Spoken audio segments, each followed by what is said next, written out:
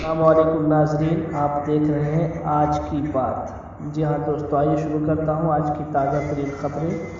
خبر شروع کرنے سے پہلے اگر ہو سکے تو چینل کو سبسکرائب کر دیں، لائک کمنٹ شیئر کرنا نہ بھولیں۔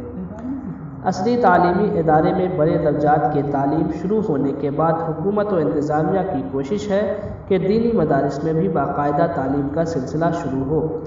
اسی غرض سے دارالعلوم دیوبند کا 28 نومبر کو ایک تعلیمی وفد نے معائنہ کیا تاکہ ماحول کی سازگاری اور انتظامات سے مطمئن ہو کر تعلیمی سلسلے کا آغاز کی اجازت دے دی جائے۔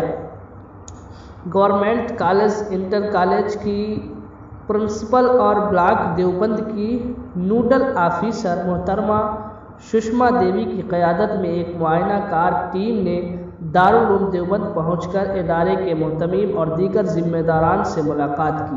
ملاقات کے دوران معائنہ ٹیم نے تعلیمی سلسلے کے آغاز کے لیے کی جانے والی انتظامات سے متعلق معلومات حاصل کی۔ دارالعلوم کے محتمیم مولانا مفتی ابوالقاسم نعمانی نے محترمہ سشما دیوی و معائنہ ٹیم کے ارکان کو بتایا کہ ادارے کی جانب سے تمام درجات میں طلبہ کو سوشل ڈسٹینسنگ کے اعتبار سے بٹھائے جانے کے انتظامات کر لیے گئے ہیں۔ انہوں نے بتایا کہ سینیٹائزیشن، تھرمل اسکیننگ اور دیگر ضروری اقدامات بھی مکمل کر لیے گئے ہیں۔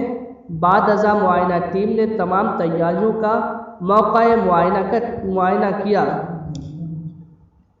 ٹیم کی سرپرست محترمہ سشما دیوی نے بتایا کہ انہوں نے دارالعلوم دیوبند کے احاطے میں واقع کلاس روم اور ان کے انتظامات، تھرمل اسکیننگ سے متعلق تیاری، الیکٹریکل ڈپارٹمنٹ، دارالعلوم کی نئی بلڈنگ، جدید لائبریری اور پانی کے انتظامات کا بذات خود جائزہ لیا۔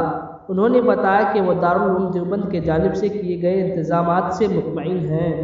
سشما دیوی نے بتایا کہ جیسے ہی حکومت و انتظامیہ کی جانب سے اجازت ملے گی ویسے ہی دارالعلوم دیوبند میں درس و تدریس کا آغاز کر دیا جائے گا۔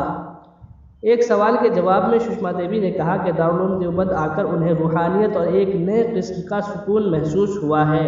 انہوں نے کہا ہے کہ وہ دارالعلوم انتظامیہ کے شاندار اخلاق و مہمان نوازی، بہترین انتظامات اور صفائی ستھرائی کے نظام سے بہت زیادہ متاثر ہوئی ہیں۔